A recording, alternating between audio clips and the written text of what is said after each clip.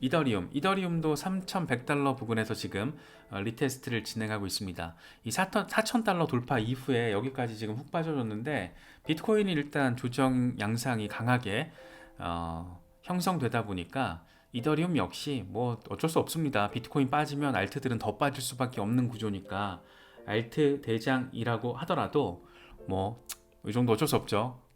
지금 상황에서는 3,100달러 조금 양보해서 최소한 한 3,000달러 위에서만 지지를 좀 잘 받아주면 좋겠다. 뭐 그런 생각이 드는데 지금 수준의 흐름 어떻게 진행될지 좀 봐야겠죠. 그레이스케일도 지금 한 가지 액션을 취했습니다. 이번에 이더리움 현물 ETF 수정안을 제출했는데 앞서서 아크21 쉐어스 그리고 피델리티에 이어서 그레이스케일까지 펀드가 보유한 이더를 스테이킹을 해서 스테이킹 수익을 낼 수 있게끔 이 수정안을 지금 SEC에 제출을 했습니다. 그래서 이더 신탁 보유자가 이익을 보장받기 위해서 이 서비스를 제공한다. 그러니까 투자자 보호 목적이라는 거예요. 그러니까 SEC가 지금 뭐만 하면 투자자 보호 목적을 내세우면서 다 이렇게 거부할 때가 많았잖아요. 그런데 지금 그레이스케일은 대놓고 투자자 보호 목적, 투자자 이익을 보호하기 위해서 이렇게 이야기를 하고 있습니다. 그래서 과연 5월 23일에 어떻게 될지 상당히 뭐 기대도 되고 뭐 그렇네요. 네, 피델리티는 하루 전, 이번에 그레이스케일까지 똑같은 내용. 그래서 지금 이더리움 같은 경우에는 어쨌든 디파이의 상징성을 가장 강력하게 갖고 있는 어떤 대장이잖아요. 대장이다 보니까 스테이킹을 통해서 이익을 내는 게 펀드의 수익으로도 처리가 가능해진다라면 이 자체의 어떤 수익률 기준으로 봤을 때 기관들에게는 오히려 비트코인 현물 ETF보다 이더리움 현물 ETF가 더 매력적으로 보일 수도 있습니다. 그래서 그런 부분들이 과연 어떻게 될지 조금 이것도 지켜보면 흥미진진할 것 같고, 만약에 5월 23일에 블룸버그의 예측처럼 승인이 안 되더라도 연내 승인 가능성은 충분히 예상해 볼 수 있지 않을까 싶어요. 그리고 또 한 가지 이더리움과 관련해서 블랙록이, 와 진짜 블랙록은 작정을 한 겁니다. 이 정도면 정말 작정하고 지금 블록체인 혁신에 달려들어서 돈을 벌어먹겠다 요 의지를 아주 선명하게 지금 보여주고 있는데 토큰화 사모펀드를 출시할 예정이라고 합니다. 지금 증권 공모 신고서를 제출을 했고 외부 투자 최소 투자금을 10만 달러로 명시를 했더라고요. 아직 출시일이 언제가 될지는 모르겠지만 이미 이더리움 네트워크를 통해서 1억 달러 규모의 USDC를 시드 자금으로 유치를 한 상황. 그래서 이더리움 기반의 토큰화 자산 펀드를 블랙록이 구축을 하게 되는 그런 상황.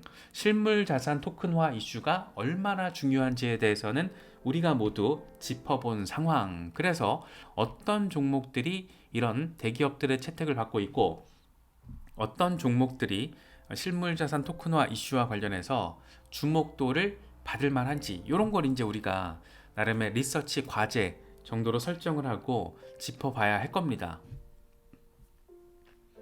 특히 블랙록 같은 경우에는 이렇게 와 작정했구나 라는 스탠스를 이미 작년부터 보여줬었죠. 작년 11월이었는데 블랙록이 JP모건의 오닉스를 기반으로 바클레이와 담보 결제를 토큰화 시켜서 진행을 합니다. 그래서 TCN 네트워크, 이 JP모건이 자체 개발한 거예요. 토큰화 담보 네트워크를 통해서 블랙록과 바클레이의 블록체인 기반 자산 토큰화를 이미 구현을 했습니다. 거의 실시간, 거의 공짜 수수료. 요게 핵심인 거죠. 그래서 지금 블랙록 같은 경우에는 다각도로 블록체인 혁신과 관련된 부분들을 죄다 활용해서 이 시장의 어떤 돈키신의 상징이잖아요. 제도권 안에 들어가 있는 그런 역할을 해온 기관으로서 존재감을 굉장히 선명하게 과시하고 있다. 뭐 이렇게도 바라볼 수 있겠죠. JP모건이 참 무서워요. JP모건 CEO는 맨날 뭐 비트코인이나 암호화폐 쓰레기라고 얘기는 하고 있는데 JP모건의 자체 블록체인 네트워크 오닉스가 누구와 파트너십을 맺고 있냐? 딱 눈에 띄는 게 가운데 아바랩스, 아발란체의 개발사 아바랩스와 파트너십을 맺고 블록체인 혁신을 진행하고 있다. 여기에는 핵심적인 트렌드 키워드, 실물 자산 토큰화, 요런 거 그래서 아발란체가 갓발란체라는 소리를 들으면서 엄청난 작년 하반기에 엄청난 반등세를 보여줬던 겁니다. 아발란체 지금 상황을 보면 지금 상황도 나쁘지 않아요. 상당히 기대감을 갖게 만드는 지금 상승 채널 안에서 채널 중간 라인에 대한 지지 테스트를 지금 진행하고 있습니다. 여기서 반등하게 되면 이제 한 80달러 부근까지도 나아갈 수 있는 상황. 물론 이제 그 시점이 한 번 더 꼬라박으면서 지지 테스트를 할 수도 있죠. 그리고 나서 반등할 수 있겠지만 확실한 거는 이런 이슈들이 지속적으로 긍정적인 임팩트를 미칠 가능성이 높기 때문에 아발란체에 대한 기대감은 앞으로도 한동안 지속될 것으로 보는 게 맞지 않나, 개인적으로는 그런 생각이 듭니다. 그래서 홀더분들은 참고하시면 좋을 것 같고, 늘 말씀드리지만 신규 진입은 타점을 잘 빡세게 공부하신 뒤에 결정을 해야 된다. 인젝티브, 사실 인젝티브도 요즘에 시장에서 굉장히 관심을 많이 받고 있는 프로젝트예요.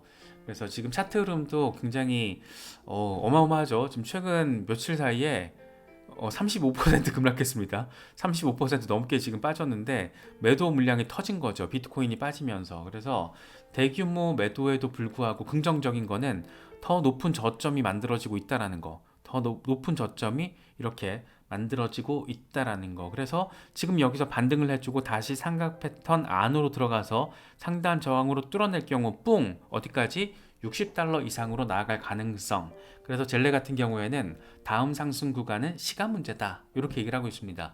차트적으로도 뭐 긍정적인 평가가 가능하지만 사실 인젝티브 같은 경우에는 작년 1년 동안 어마어마한 반등세를 보여줬던 그런 종목입니다. 작년 3월 22일에 4.2달러였어요. 그런데 지금 올해 3월 20일에 35달러 위에 자리하고 있는 거잖아요. 50달러 찍고 왔습니다. 돌파해보고 지금 조정받고 있는 건데 지금 1년 동안 750% 수준의 폭등을 했지만 그럼에도 불구하고 시장의 관심을 받고 있는 것은 고성능 레이어 1 블록체인 프로젝트로서 강력한 상호 운용성을 가지고 있다는 평가를 받고 있고, 이걸 위해서 코스모스 SDK를 활용하고 있는 그런 프로젝트입니다. 특히 이제 복잡한 금융 상품을 제공할 수 있을 정도로 되게 델리케이트하다는 거예요, 프로젝트 자체가. 그래서 단순히 토큰 수합을 구현시키는 그런 1차원적인 디파이 혁신이 아니고 다양한 파생 상품까지, 그러니까 복잡한 금융 상품까지 핸들링할 수 있을 정도의 성능, 고성능이고 강력한 상호 운용성, 이런 것들 때문에 지금 인젝티브가 주목도를 받고 있는 겁니다. 그래서 인젝티브 투자하시는 분들도 꽤 계실 텐데, 인젝티브는 사실 지금 이렇게 막 와 진짜 어마어마하게 빠지는데 어마어마하게 단기 조정이 있지만 그럼에도 불구하고 프로젝트 펀더멘털과 관련해서는 굉장히 탄탄하다라는 평가를 받고 있다. 이 정도로만 잘 진행이 되면 머지않아서 대기업들과의 어떤 파트너십 이슈도 스멀스멀 등장할 가능성도 생각해 볼 수 있다. 이 정도 정리는 가능하다라고 개인적으로는 판단하고 있습니다. 그래서 인젝티브 홀더분들은 참고하시면 좋을 것 같고, 이번에 조정이 좀 빡세긴 했지만 늘상 그랬다, 늘상 그랬지만 계속 저점을 높여갔다. 이 정도 관점에서 바라보시면은 상당히 의미 있는 투자 대상 종목으로도 고민을 해볼 수 있지 않나 생각이 듭니다. 닥터 프라핏이 모처럼 XRP 얘기를 했더라고요. XRP가 몇 달 전 부동산 쇼케이스 토큰화를 시작을 했다. 이건 사실 뭘 의미하는지 모르겠어요. 무슨 말을 하는 건지 모르겠는데, 어떤 쇼케이스 토큰화를 얘기하는지 모르겠는데, 어쨌든 XRP와 부동산 토큰화 이슈는 할 얘기가 있으니까 그렇다 치고, 부동산 자산을 토큰화한다는 것은 이름, 신분증 등 부동산 세부 정보를 모두 블록체인에 저장하는 것을 의미한다, 이런 얘기를 해요. 그러면서 나는 XRP가 0.2달러 때부터 대규모로 투자를 해왔고 실물자산 토큰화 이슈, 블랙록이 많은 관심을 가지고 있는 분야다. 특히 부동산 분야도 블랙록이 어쩌면 채택할지도 모른다. 이런 얘기를 합니다. 그래서 XRP 홀더로서 가지고 있는 기대감을 실물자산 토큰화 이슈와 엮어서 블랙록까지 끼워 넣어서 지금 이야기를 하고 있는 건데, XRP 같은 경우에는 실물자산 토큰화 이슈와 관련해서 아주 흥미로운 지점들이 좀 있었죠. 지금 여기에는 제가 안 가져왔는데, 가장 대표적인 게 홍콩통화청과 CBDC 파일럿 프로젝트를 진행할 때 리플사가 담당했던 분야가 단순 CBDC 송금 혁신이 아니고 CBDC를 통한 부동산 자산 NFT 프로젝트였잖아요. 그러니까 부동산 자산을 블록체인화 시키는 거, 토큰화 시키는 거죠. 실물 자산 토큰화. 그런데 그거를 부동산 거래 과정에서 대출 이슈 같은 것들도 CBDC로 해결할 수 있게끔, 그래서 부동산 자산의 블록체인 거래 구현, 이런 것들을 홍콩 통화청과 진행을 했던 건데, 요 얘기 지금 하는 거 있는 거죠, 딱. 그래서 실물자산 토큰화 이슈와 관련해서 주목받을 가능성이 높은 프로젝트 가운데 하나를 꼽자라면 XRP도 포함될 수밖에 없다. 이런 얘기 지금 하고 있는 건데, 저도 되게 동의하는 부분이고 여러 차례 우리가 강조하고 있는 부분이고, 예, 뭐 그렇습니다. 그래서 상당히 리플 같은 경우에도 지금 뭐 소송 이슈 때문에 짜증나는 부분이 있지만, 블록체인 혁신과 관련해서는 정말 거대한 부분들을 지금 진행을 하고 있습니다. 그래서 그런 부분들은 XRP 홀더분들은 꼭 참고를 하시면 더 좋을 것 같아요. 실물자산 토큰화 이슈와 관련해서 빼놓을 수 없는 게 이제 체인링크죠. K33 리서치 같은 경우에는 체인링크는 실물자산 메타와 관련해서 가장 좋은 선택지가 될 것이다, 이렇게 긍정적으로 이야기를 합니다. 체인링크는 실물자산 핵심 인프라로 자리를 잡았다, 이렇게 얘기를 해요. 그래서 실물 자산의 실제 데이터를 블록체인으로 옮기는 역할을 해주는 걸 체인링크가 지금 할 수 있는 거잖아요. 그래서 체인링크 같은 경우에는 실물 자산 토큰화 이슈가 강력하게 이 시대적인 트렌드, 내러티브를 만들어낼 때마다 주목받을 가능성이 높다, 뭐 이렇게도 평가할 수 있겠죠.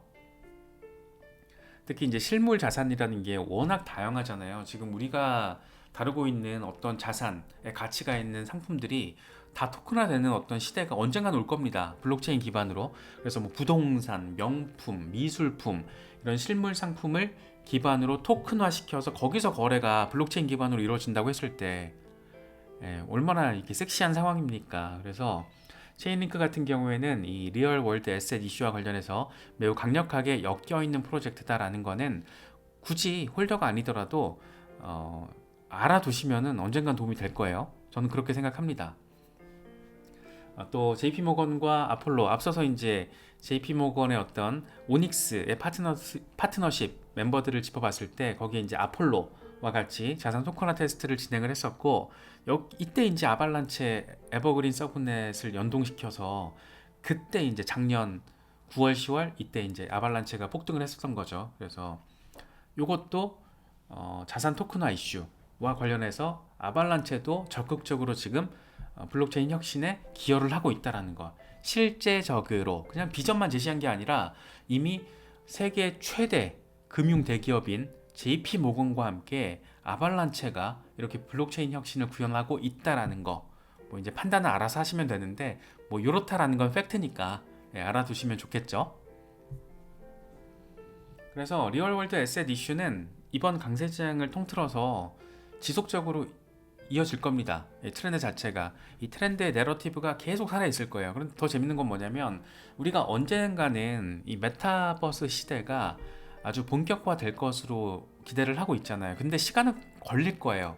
2030년이 될지 2050년이 될지 모르겠지만 진짜 거의 우리가 사는 실제 세상과 구분하기 어려울 정도의 듀얼 리얼리티가 구현되는 메타버스 시대가 구축된다라면 그때 거의 모든 자산이 이제 토큰화 될 거란 말이죠. 그래서 이거의 방향성 자체는 이미 설정됐다라고 보는 게 맞지 않나, 뭐 그렇게 저는 좀 바라보고 있습니다. 그래서 리얼 월드 에셋이 주요 관심사다라면, 나의 주요 관심 포인트가 리얼 월드 에셋 RWA라고 한다라면 메타버스까지도 연계시켜서 바라볼 수 있다. 그래서 메타버스 관련 종목들 많이 있잖아요. 그래서 그런 것들도 연계시켜서 바라보는 것도 하나의 중장기, 단기 아닙니다. 단기 대응 안 되고 중장기로 바라봤을 때는 굉장히 훌륭한 선택지가 될 수 있다라고 바라볼 수 있지 않나 생각됩니다. 그리고 뭐 이제 알트들 뭘 선정할까, 중장기 대응 종목들 선정할 때 빅브랜드, 대기업들이 어떤 종목들을 선택했는가, 그런 것들도 하나의 관전 기준으로 놓고 바라봐도 좋을 것 같아요. 예를 들어서 뭐 솔라나 같은 경우에는 구글 클라우드, 아발란체는 마스터카드, 세타, 구글, 비체인, 월마트, 비체인이 또 엄청 많은 대기업들과 일을 하고 있죠. 뭐 렌더는 애플과 HBO, 이더리움 마이크로소프트, 체인링크는 스위프트, 네오는 알리바바, 트론 삼성, 리플 두카티. 이건 두카티 NFT와 관련해서 리플과 파트너십을 맺고 진행을 했던 건데, 이게 예를 들어서 트론 삼성 이거는 하도 오래된 꽤 된 걸로 지금 기억하는데, 이게 지금도 파트너십이 유지되고 뭔가가 이 킵 고잉 하고 있는지 모르겠는데 선명한 것들 있잖아요. 체인링크 스위프트, 리플 두카티, 뭐 아발란체 마스터카드, 솔라나 구글 클라우드, 비체인 월마트, 렌더, 뭐 애플, 이런 거는 되게 선명하잖아요. 이런 선명한 것들은 투자 종목 포트폴리오를 구성하시는 데 있어서 특히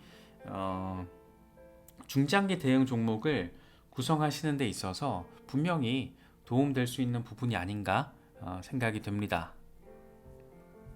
그래서 이런 여러 가지 것들, 지금 이제 조정 뒤에는 급격한 조정 이후에 또 재미있는 장세가 펼쳐질 가능성이 높고, 비트코인 반감기가 이제 곧 단행이 될 거기 때문에 얼마 안 남았습니다. 한 달도 안 남았죠.